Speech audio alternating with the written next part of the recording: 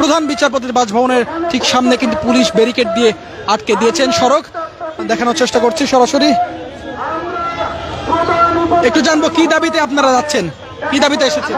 বেসরকারি চাকরিগুলি সরকারি কলেজের আমরা চাকরি স্থায়ীকরণ করতে চাই। দাবি আমাদের চাকরি সরকারিকরণ করতে চাই, করে দিব আমাদের নতুন সরকার। আমরা কিন্তু বেসরকারি চাকরি সরকারি হয় নাই, এটাই দাবি। দর্শক দেখছেন এখানে কিন্তু আন্দোলনকারীরা রয়েছেন, তারা কিন্তু পুলিশ কিন্তু ব্যারিকেড দিয়ে আটকে রেখেছেন এবং আন্দোলনকারীরা এখানেই কিন্তু অবস্থান করছে। একটু জানবো কি দাবিতে আপনারা এখানে আন্দোলন করছেন? আমরা সরকারি জাতীয়করণের লক্ষ্যে, চাকরি জাতীয়করণের লক্ষ্যে আন্দোলন করছি। আমরা সরকারি কলেজের বেসরকারি কর্মচারী সরকারি চাকরি জাতীয়করণের উদ্দেশ্যে আমাদের সবার এখানে অবস্থান। কলেজ সরকারি কিন্তু আমরা বেসরকারি, এইটাই আমাদের ন্যায্য দাবি। আর আমাদের দাবি হইল মানে চাকরি জাতীয়করণ, এই একটাই শুধু দাবি, আর কিছুই দাবি না। চাকরি জাতীয়করণ না কলেজ জাতীয়করণ? কলেজ তো জাতীয়, অল কলেজ সরকারি। এখানে যারা আমরা অবস্থান করছি সব সরকারি কলেজের বেসরকারি কর্মচারী। কলেজ সরকারি বাট আমরা বেসরকারি, শুধু কর্মচারীরাই বেসরকারি। আর এখানে যারা উপস্থিত হয়েছি সবই আমরা বেসরকারি কর্মচারী। কলেজ সরকারি, সব টিচার শিক্ষক সবই সরকারি, শুধু আমরাই বেসরকারি। এর জন্য আমরাও সরকারিকরণ বা জাতীয়করণের উদ্দেশ্যে এখানে সবাই একত্রিত হয়েছি। এর আগে কখনো আন্দোলন করেছেন? আমরা দীর্ঘ 20 থেকে 25 বছর ধরে এই আন্দোলন চালিয়ে যাচ্ছি। আমরা এই আন্দোলন করতে গিয়ে শুরু থেকেই বলে আসছি যে আমরা দীর্ঘদিন যাবত, কেউ 20 বছর, কেউ 25 বছর, কেউ 30 বছর, কেউ গত হয়ে গেছেন আমাদের মধ্য থেকে। আমরা সেই তখন থেকেই বলে আসছি যেহেতু সরকারি কলেজগুলো থেকে বেসরকারি কর্মচারীদেরকে নিয়ে কাজ পরিচালনা করতে হয়, তাহলে আমাদেরকে নিয়োগ দেওয়া হবে না কেন? আমরা কিন্তু একটা যৌক্তিক দাবি নিয়ে দীর্ঘদিন ধরে আন্দোলন করছি। এখন এই যৌক্তিক দাবিটুকু আমাদের তৎকালীন সরকার সহ কেউ কর্ণপাত করেনি। আমরা বিভিন্ন জায়গায় স্মারকলিপি দিয়েছি, বিভিন্ন এমপির কাছে স্মারকলিপি দিয়েছি, বিভিন্ন মন্ত্রীর কাছে স্মারকলিপি দিয়েছি। আমাদের বিষয়গুলো নিয়ে সংসদে আলোচনাও হয়েছে, কিন্তু আমরা কোনো রকম আশ্বাসের জায়গা থেকে আমাদেরকে করোনার সময় যে আন্দোলন আমরা করেছিলাম, সেই করোনার সময় আন্দোলনেতেও কিন্তু আমরা সাধারণত আমাদেরকে আশ্বাস দিয়ে তুলে দেওয়া হয়েছিল যে করোনার পরিবেশ খারাপ, আমরা বিষয়গুলো দেখব। তার পরবর্তী সময়ে আমাদের বিষয়গুলো নিয়ে আর কোনো আলোচনা করা হয়নি। তারই ধারাবাহিকতায় বৈষম্য নিরসনের যে আন্দোলন, সেই আন্দোলনে আমরাও বৈষম্যর মধ্যেই পড়ে গেছি। তাই আমার মনে হয় বা আমরা যারা বেসরকারি কর্মচারী আছি, আমাদের এই চাকরি, কারণ আমরা এই বয়সে আর এখন নতুন করে চাকরি করার মতো কোনো সুযোগ নাই, বয়সও নাই। আমরা আমাদের জীবন যৌবন সবকিছু এই চাকরির পেছনে শেষ করে দিয়েছি, অর্থাৎ নতুন করে চাকরির মতো কোনো আর সুযোগ নাই। অতএব এই চাকরিটাই আমাদেরকে বাস্তবায়ন সরকারিতে রূপ দিয়ে রাজস্ব খাতে স্থানান্তর করে আমাদের পরিবার, আমাদের বাচ্চা কাচ্চা। আজকে সকালে একটা কথা বলি, আমি যখন আসছিলাম তখন আমার মেয়ে আমাকে বলছিল, বাবা কোথায় যাও? আমি বললাম যে তোমার ভবিষ্যতের ঠিকানা খুঁজতে যাচ্ছে। আসলে আমার মেয়েটার ভবিষ্যৎ কি হবে আমরা আজও নিশ্চয়তায় ভুগি। আপনাদের কাছে বিনীত অনুরোধ থাকবে, আপনারা একটু খোঁজ নিয়ে দেখবেন যারা বেসরকারি কর্মচারী আছে বিভিন্ন প্রতিষ্ঠানে, তাদের বেতনগুলো কত। 8,000 টাকা, 7,000 টাকা, 6,000 টাকা। এই টাকা দিয়ে আপনি এবং আমি দুজনেই বাজার যাব, চলেন বাজারে গিয়ে দেখেন তো 7,000 টাকা দিয়ে আপনার আর আমার সংসার কিভাবে চলে, আমার মেয়েটা কিভাবে চলে। সবকিছু মিলায় আমাদের কাছে মনে হয়েছে আমাদের দেওয়ালে পিঠ থেকে গেছে। যদি আপনারা এই দাবিটুকু আমাদের কর্তৃপক্ষ মেনে নেন, আলহামদুলিল্লাহ আমরা বেঁচে থাকতে পারবো। আর যদি আমাদের এই দাবি না মেনে নেন, আমাদের পিছু হটার মতো কোনো আর সুযোগ নাই। হয় আমাদেরকে আত্মহত্যা করতে হবে, আর না হলে আমাদেরকে এখান থেকে বিজয়ের হাসি নিয়ে আমাদের পরিবারের কাছে আমাদের মুখ দেখাতে হবে। এই দাবিতে আসলে ডক্টর মোহাম্মদ ইউনূসের বাসভবনের দিকে, এখন যেহেতু উনি সরকারের প্রধান উপদেষ্টা, বিভিন্ন সময় আমরা সরকারের বিভিন্ন মহলে আমরা কথা বলেছি, তেনারা কর্ণপাত করেননি। এখন যেহেতু উনি প্রধান, তাই আমরা তার কাছে বিষয়গুলো জানাতে চাই। এবং আমাদের যেহেতু যৌক্তিক দাবি, আমি বিশ্বাস করি যে ব্যক্তিটি আজকে দেশের দায়িত্ব নিয়েছেন, ঠিক তেমনি আমাদের এই দায়িত্বটুকু নিয়ে আমাদের পরিবারগুলোকে বাঁচাবে।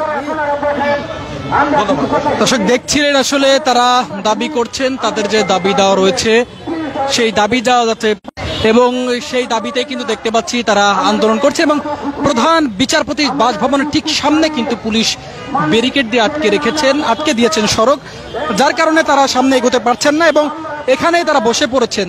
তারা বলছিলেন যে ডক্টর মোহাম্মদ ইউনূসের বাসভবনের দিকে তারা অবস্থান করবে, কিন্তু তার আগেই কিন্তু পুলিশ এখানে সড়ক আটকে দিয়েছেন এবং এখানে তারা বসে আন্দোলন করছেন, আন্দোলন চালিয়ে যাচ্ছেন। তারা বলছেন তাদের দাবি আদায় না হওয়া পর্যন্ত আসলে তারা আন্দোলন চালিয়ে যাবেন। আমরা আরো কয়েকজনের সঙ্গে আসলে কথা বলার চেষ্টা করব। কি দাবিতে এসেছে? আমাদের চাকরি আমি আজকে 32 বছর যাবত চাকরি করি এবং সরকারি হয় নাই। 32 বছর যাবত আমি 70 রাউন্ড করে চাকরি আসতেছি, এই পর্যন্ত আমাদের সরকারি চাকরি হয় নাই। সামান্য বেতন আজকে আমি 32 বছর ধরে খাইতে আসতেছি। এর আগে কি আন্দোলন করেছেন? হ্যাঁ, আমরা আগে করছি। দর্শক শুনছিলেন, আসলে এখানে দেখতে পাচ্ছি এখানে অনেক মহিলাও রয়েছেন, তারাও কিন্তু এখানে এসেছেন এবং দেখতে পাচ্ছেন অসংখ্য মানুষ বলা চলে এখানে অবস্থান করছেন এখন। এবং দেখতে পাচ্ছি আমরা তাদের দাবি আসলে একটু 20 বছর যাবত কষ্ট আছি, 20 বছর যাবত কষ্ট করতেছি। আমরা 5000 টাকা বেতনে চাকরি করি ভাই, খুব কষ্ট দিন যে আমাদের পোলাবান নিয়ে সংসার চলে না ভাই, আমরা খুবই কষ্টে আছি। আমরা সরকারি কলেজে বেসরকারি কলেজের পিয়ন, আমাদের খুবই কষ্ট, আমাদের সংসার চালাইতে পারি নাই। 5000 টাকার বেতন, 5000 টাকার বেতনে আমরা খুবই কষ্ট আছি ভাই, আমাদের এটা কিছু করে দেন ভাই। আমরা এটা মাননীয় প্রশাসনের কাছে দাবি এটা স্যার, এটাই আমার কথা। আমার ভাইচারি আছে, সবাই দেখেন কি কষ্টে আছে। আপনাদের দাবি জানাতে ডক্টর মোহাম্মদ ইউনূসের বাসভবনের দিকে কেন? এখানেই তো আসছি যে এখানেই উনি মানবে, উনার প্রতি আমাদের আস্থা আছে, উনি আমাদের আস্থাভাজন, উনি আমাদের শিক্ষাভাজন, উনি আমাদের শিক্ষাভাজন, উনাদের আমরা আস্থা রাখি, এটাই আমাদের দাবি। আমাদের দাবি একটাই, দর্শক সরকারিকরণ যেন আমাদের জন্য করা হয়। আমরা অনেকদিন হলে এই কষ্টভোগী হয়ে আছি আমরা, এটাই আপনাদের কাছে আমাদের কাছে আবেদন। এর আগে কি আন্দোলন? এর আগেও আন্দোলন করেছি, 13 সাল থেকেও আন্দোলন করেছি, তখন আশ্বাস দিতে কিন্তু কোনো কার্যক্রম করে না, আমাদের এইভাবেই নিয়ে গেছে।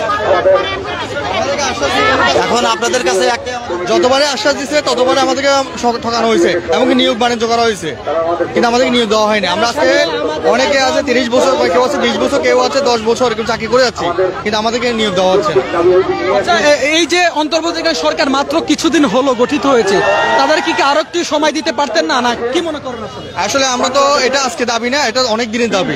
তা আমরা এই দাবিটা অনেক দিন ধরে করে আসতেছি, কিন্তু আমাদেরকে বিভিন্ন সময় আশ্বাস দিচ্ছে, কিন্তু আশ্বাস দিয়ে আমাদেরকে কোনো ইয়ে হচ্ছে না, তাই আমরা আজকে বাধ্য হয়ে আমরা আসতে হচ্ছে। কি মনে করেন আপনাদের দাবি দাওয়াগুলো পূরণ হবে কিনা?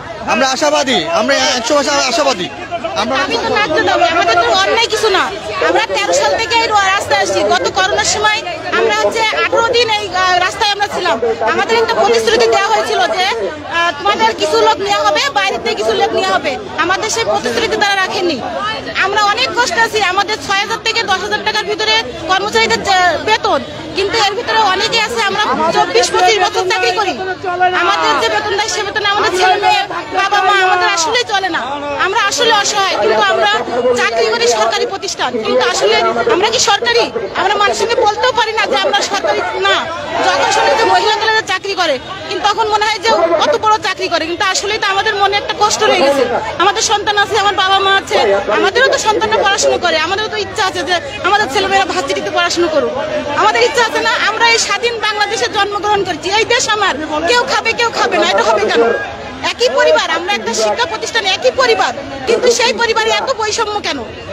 আমাদের যে বেতন দেয় ওখানেও বৈষম্যতা, যারা আমরা আগে আছি পরে আসছে তাদের দেখা যায় ওখানে বৈষম্যতা।